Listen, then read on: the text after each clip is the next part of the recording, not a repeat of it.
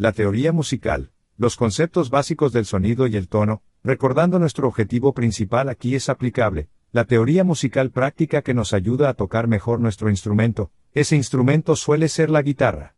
Sin embargo, los mismos conceptos también se aplican a otros instrumentos. Queremos aprender teoría musical de tal manera que no solo nos ayude a aprender lo básico, sino que también sea escalable.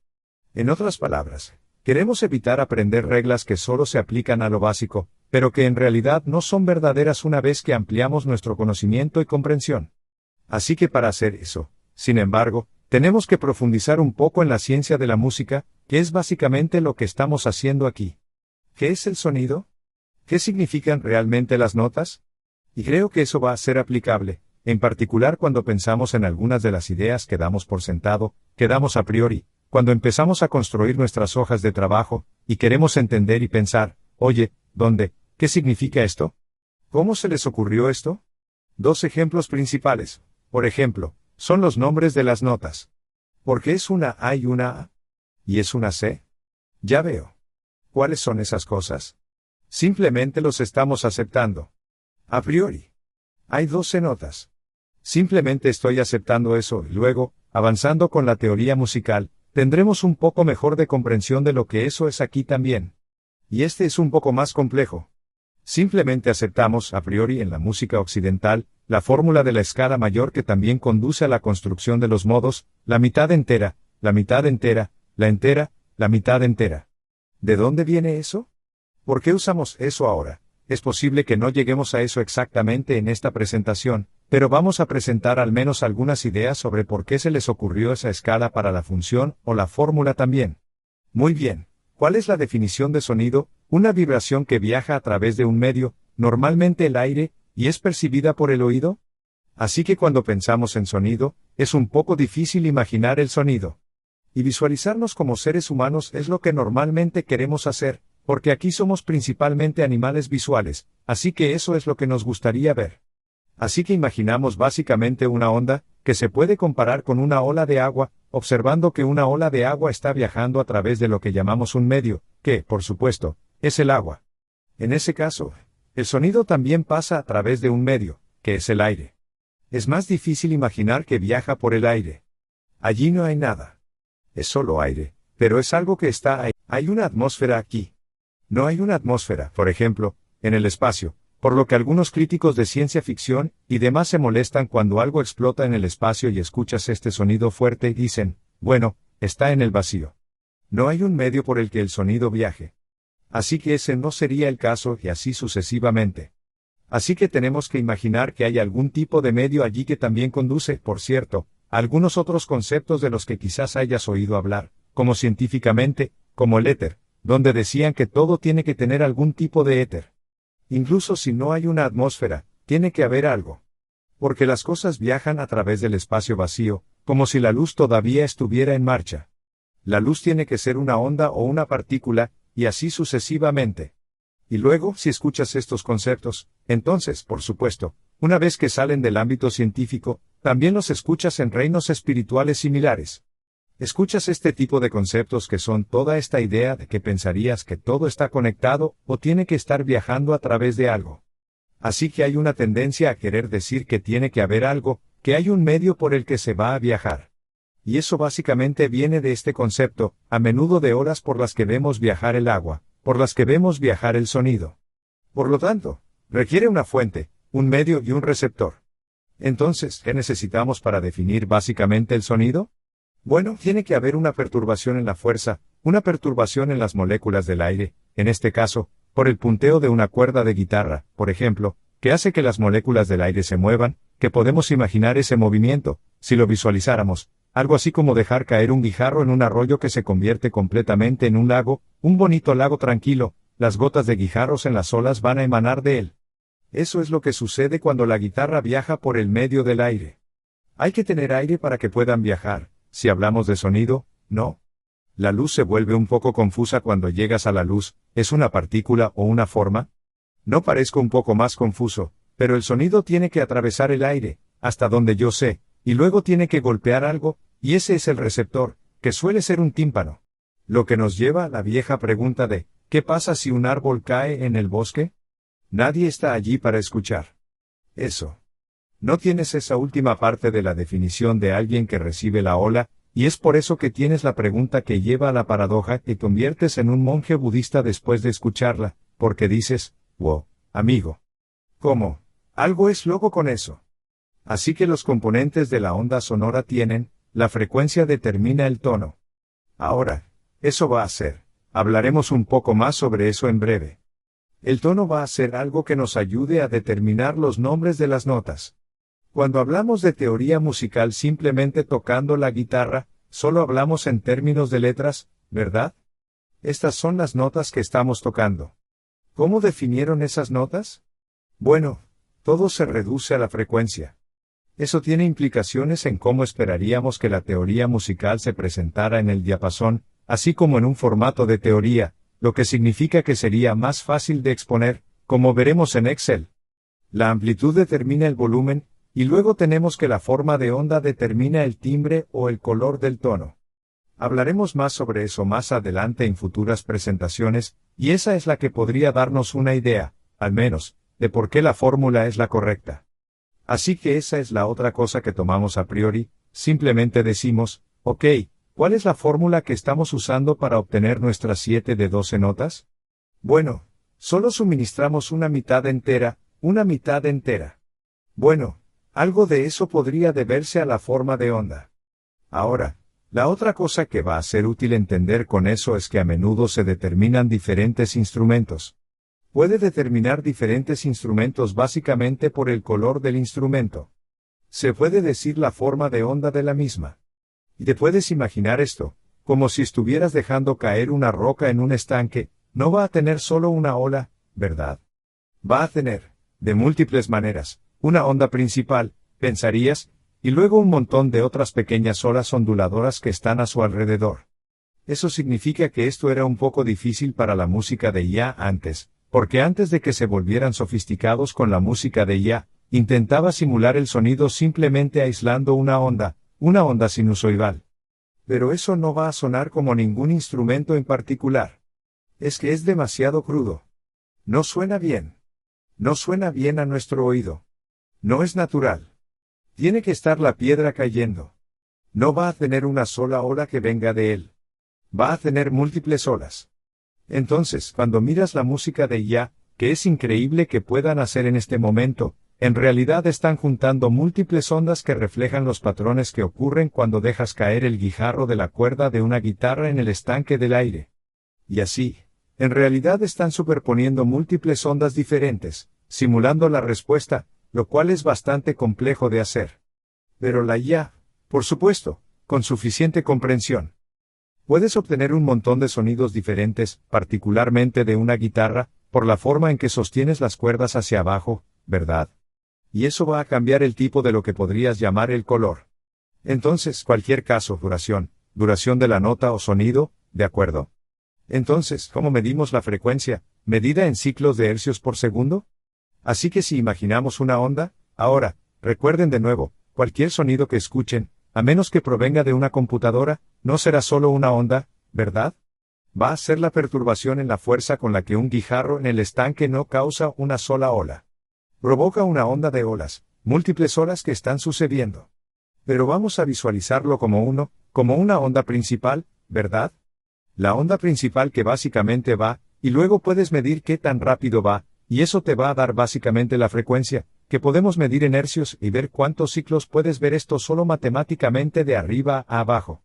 Por lo tanto, puede medir los ciclos de una joroba a otra, o de un valle a otro, y medir cuántos ciclos están sucediendo y qué tan rápido pasan. Y entonces tenemos frecuencias más altas o tono más alto.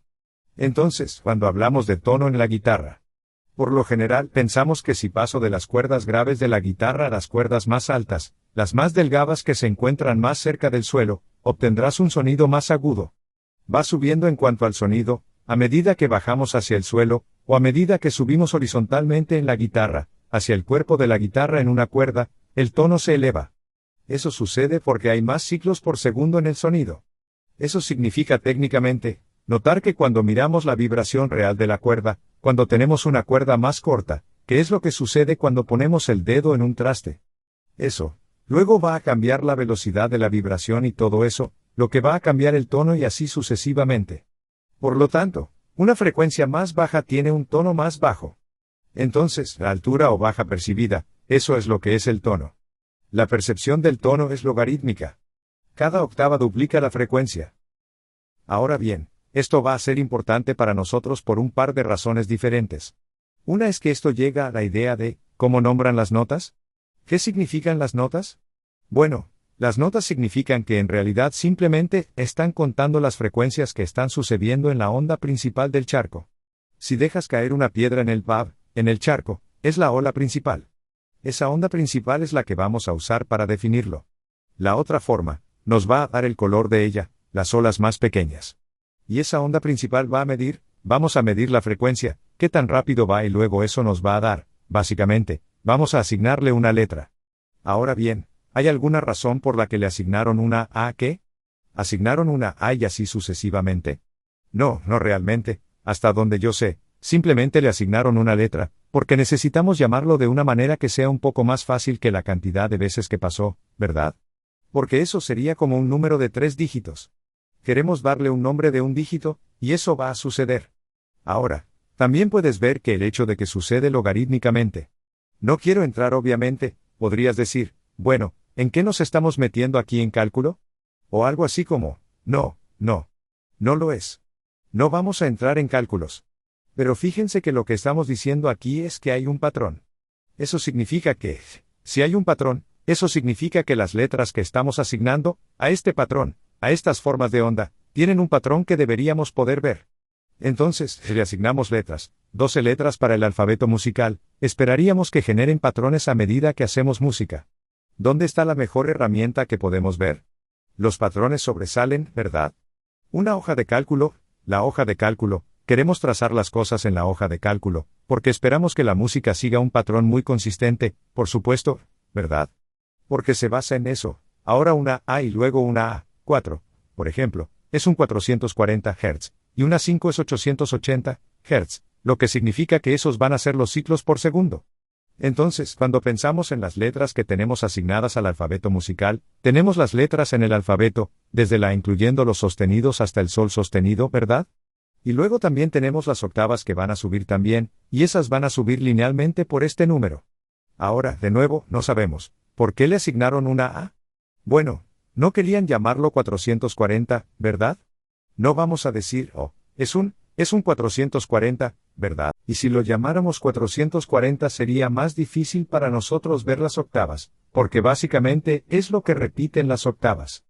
Eso significa que, visualmente, ¿qué tenemos aquí?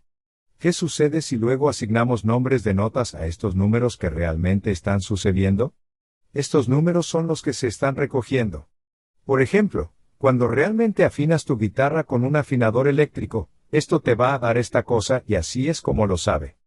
Es una A y todo eso. Eso significa que podemos ver esto linealmente, ¿verdad? Porque va a subir, y simplemente va subiendo por el campo. Así podemos, esperaríamos, entonces que tenemos un sistema lineal para las notas que tenemos, y seguiría subiendo después de 12 notas. Podemos imaginar que seguirá subiendo. Sin embargo, también notamos que hay una similitud en el tono una vez que llegamos a una octava. Eso significa que la aquí va a sonar similar a la que va a estar una octava más arriba después de la 12, después de la 12ª nota. Eso significa que también puedo visualizarlo en un círculo. Así que estos son los sextos. Son las mismas notas en un círculo. Aquí está el comienzo de la tarea, da vueltas en círculo. Así que estas, desde un punto de vista práctico, son las dos formas en las que normalmente visualizaremos nuestro alfabeto musical. Y esto va a ser muy práctico, porque esa es la base sobre la que vemos nuestras escalas. Esa es la base sobre la que vamos a visualizar los intervalos que vamos a estar armando.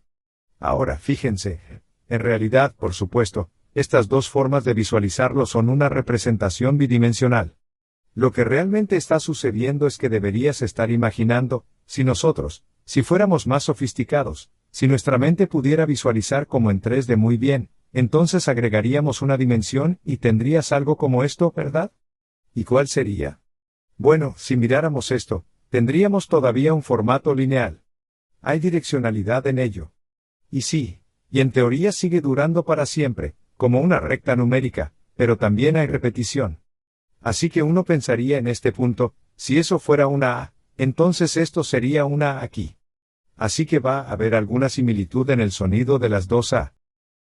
Son una octava diferente. Así que puedes ver que hay similitud en un formato circular, y va a haber un componente de distancia en él. Esta representación de aquí te da una idea como, aquí está la A, y aquí hay una, así que, obviamente, linealmente, esta subió hasta aquí, pero también se puede ver como un círculo donde la era una A, sostenido, supongo, ahora básicamente se está repitiendo. Ahora, esta imagen de aquí fue creada por IA, por lo que no es perfecta. No todas las letras son perfectas. Solo para darle una especie de comprensión conceptual, en realidad no lo imaginamos de esta manera. ¿Por qué? Porque, quiero decir, nuestras mentes no funcionan de esa manera. Son demasiadas dimensiones para que las imaginemos. Entonces, lo que terminamos haciendo es elegir uno. Tenemos que decir, está bien, bueno, ¿cuál es mi objetivo? ¿Qué estoy tratando de entender aquí? Y basándome en lo que estoy tratando de entender, sería mejor para mí pensar de una manera lineal para que pueda usar, por ejemplo, las matemáticas, que es una de las razones por las que sería mejor para nosotros agregar un número a las notas, o estoy pensando de una manera en la que sería más fácil cuál es mi tarea. Lo que sea que esté haciendo, posiblemente construyendo un acorde o algo así. No necesito contar linealmente más allá de aquí. Necesito verlo como un círculo. Porque estoy buscando la de no me preocupa mucho si es una octava más arriba, por ejemplo. Solo quiero encontrar la de, la forma que va a estar involucrada. Ahora, lo mismo sucede cuando tenemos un sistema de dos capas. Fíjate que tenemos 12 notas.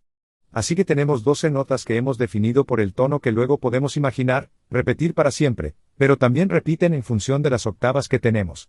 Y luego elegimos 7 de esos. Ahora no hemos entrado en cómo, ¿por qué elegimos estas 7 notas? No siempre son estas 7 notas, pero el patrón es el mismo. Puedo usar este patrón entero, medio entero, paso entero, medio paso entero, medio entero. A medida que volvemos al do y puedes usar ese patrón basado en cualquier nota como punto de partida, y simplemente aceptamos eso en la teoría musical a priori, simplemente decimos, bueno. Así son las cosas. Todavía no hemos respondido a ninguna pregunta de por qué es así, pero vemos que una vez que elegimos 7 notas, terminamos con el mismo fenómeno con la direccionalidad, o la comprensión en espiral de las notas, nos quedamos con el significado. Ahora tenemos una escala, que se puede llamar do mayor y modos relacionados, pero en realidad es lo mismo que ahora se tienen 7 notas. Así que ahora tengo 7 notas de las 12, que puedo considerar como una serie de notas en sí mismas. De una manera similar a como lo hicimos con las 12 notas de aquí. Podemos ver los direccionales, repitiéndose. Así que si continúo con este patrón, tendría un do aquí abajo, puedo visualizarlo linealmente, y también puedo imaginar estas notas circularmente, lo que podría ser útil cuando estamos intentando, por ejemplo, recoger los intervalos, o recoger una forma de acorde. Entonces a menudo vamos a repetir en un círculo, ¿verdad? Pero, y a veces en la guitarra, por ejemplo, abandonamos la idea de la octava porque solo estamos tratando de agarrar una forma que encaje, y eso es lo suficientemente difícil en la guitarra, mientras que en el piano, es un poco más fácil ver lo que está sucediendo porque estás en una cuerda, así que te metes mucho más en la idea de que estás en una octava arriba, o esto, y así sucesivamente con las diferentes octavas. Así que la verdadera visión, la verdadera idea va a ser esta, así que esa va a ser la idea general. Ahora, echemos un vistazo rápido a un sintonizador en línea aquí. No soy como la publicidad de este afinador en particular, hay un montón de sintonizadores básicamente gratuitos. Hay muchos ajustadores de aplicaciones por ahí. Pero solo quiero señalar que cualquier sintonizador que estés mirando, básicamente, puedes ver el hertz aquí abajo, que, por supuesto, se traducirá en la letra.